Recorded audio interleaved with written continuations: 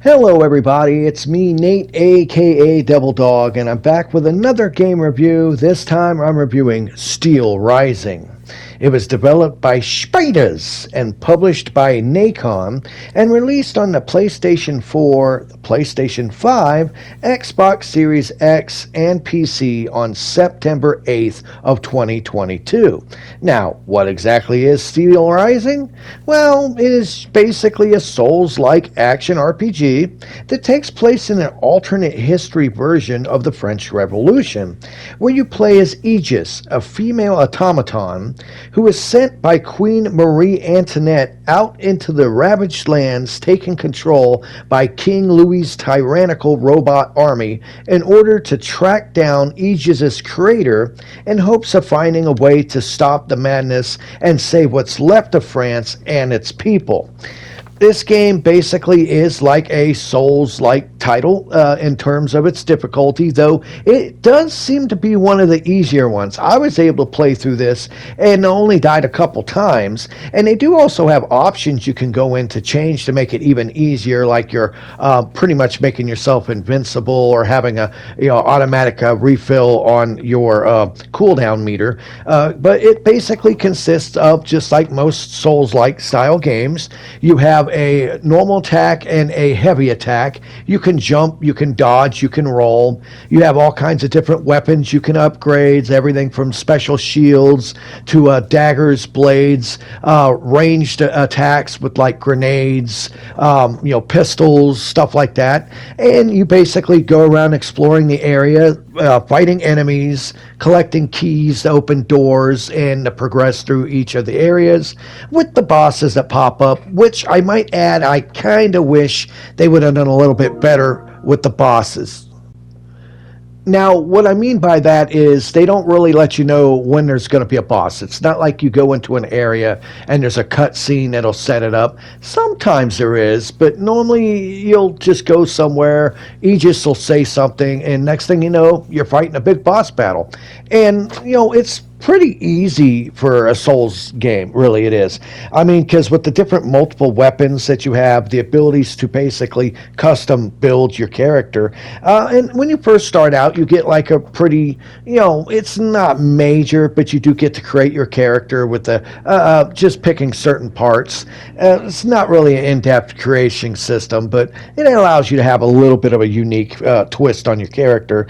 But yeah, as you go around with your different weapons that exploring, doing upgrades with your light attack, heavy attack, special moves, you have to watch out for your cooldown bar. Anything that can cause you to overheat makes it where you can't attack no more. That's from dodging constantly, attacking constantly, running will do it. And, it's basically just like every other Souls game out there. But this one, I would have to say, if you've always been worried about playing one of these style games, this one I could actually recommend for it being one of the easier ones, and especially with the options you can go in to customize the game to make it, for your play style, to make it where you can play through it easier if you want. You can.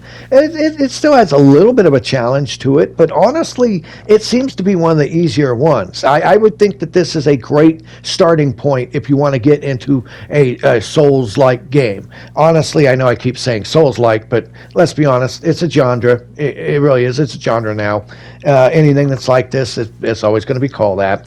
Like even this one, instead of bonfires that you save at, they're called vestals. They look like statues, and when you go to them, they rise up out of the ground, and you can sit in them, and that's where you can use to use your points, save your game, and upgrade your character there. And naturally, you do it by collecting like these souls that you find, throughout the area as you defeat enemies, break boxes open, crates, and from the dead bodies of fallen soldiers and people. And as you go through, occasionally you'll get like these options of helping people. It mainly consists of just dialogue where they're like, oh, can you give us some food, or can you do something like this? And if you choose to, it doesn't really do anything other than give you like maybe a couple extra items. So it kind of seems kind of pointless, but at the same time, it's not like you have to go on a fetch quest. They'll ask you, hey, can you do this? It's yes or no. So it really just give me the extra items. You don't have to go through that for the what it is. And the other thing I have to point out is the story with this is very convoluted and boring. I found myself skipping through the story because it's just not well done story at all. It really isn't. It's not intriguing in any way. It doesn't make me care about these characters. I kept skipping through it. And, anyone who's played a Spiders game, as I like to say the word Spiders, all weird, they're known for making AA style games. They're not a AAA studio. Most of the games they make are always kind of on the janky side. They really are. And this one actually is one of the better ones they've made. The textures look a lot better than most of their games. The animation's pretty fluid. Still got a lot of choppiness here and there, even running on the high resolution mode on my PS5. But even character models look better. Naturally, they're not good at moving their mouths to match what they say. But, like I said, minor nitpicks. If you played a Spiders game before, you kind of know what you're getting, in with on these things. But honestly, it's really a fun game. I like this game. It's not bad. The character designs of the enemies is really neat since they're all made, out of metal and they're robots, basically. Everything from dogs to like giant soldiers. I think there was even a samurai guy in here. But honestly, it's actually a pretty fun, cool game with a nice little premise to it. Visually, it's not really a good-looking game, but most of Spiders games actually look a lot worse than this. So visually, this is one of their better looking games as well. Though I do find a lot of the level designs not really super appealing, but they do get the job done, honestly. And you figure it's a pretty long game too. I think you can go anywhere from like up to about 15 hours to beat this. And if you go and do everything else, you can well get close to 30 hours of gameplay out of this title. It also does include a new game plus and some other features as well. And all in all, it's pretty good. But I do have to point out one little thing.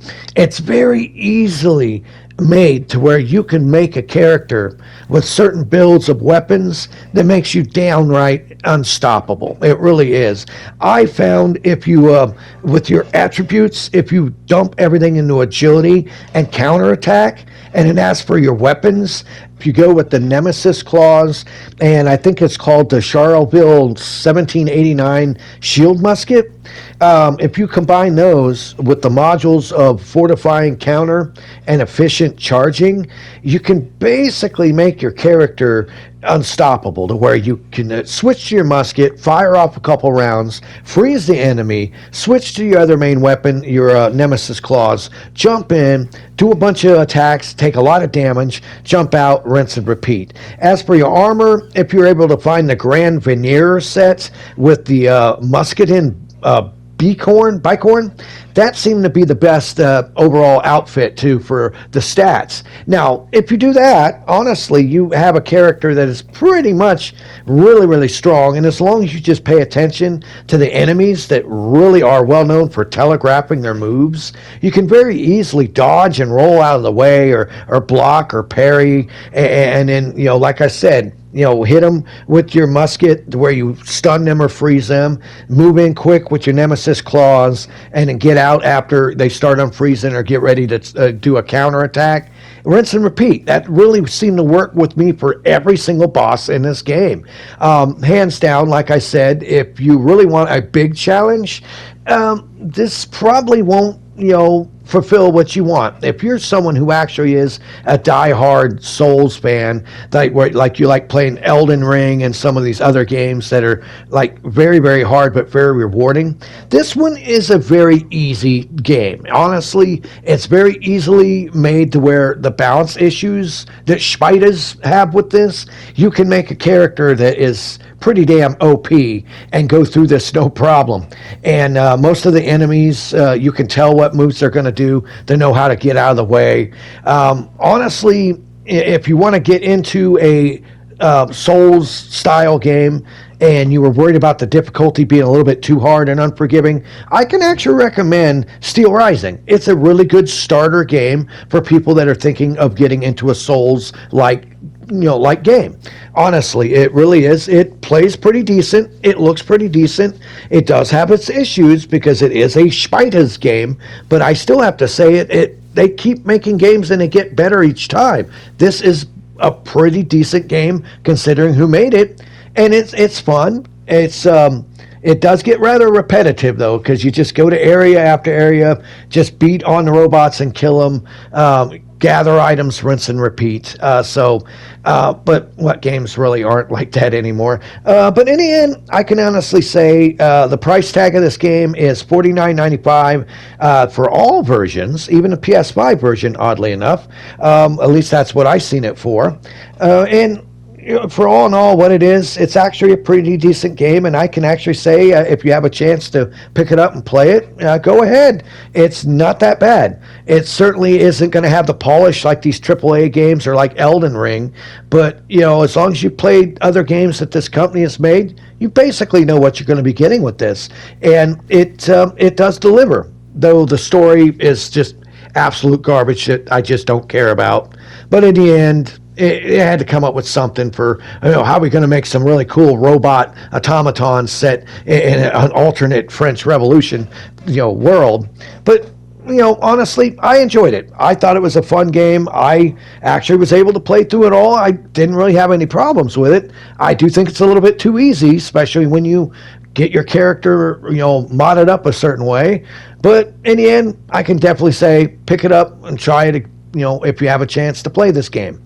This was Nate, aka Devil Dog. I want to thank each and every single one of you for watching this video.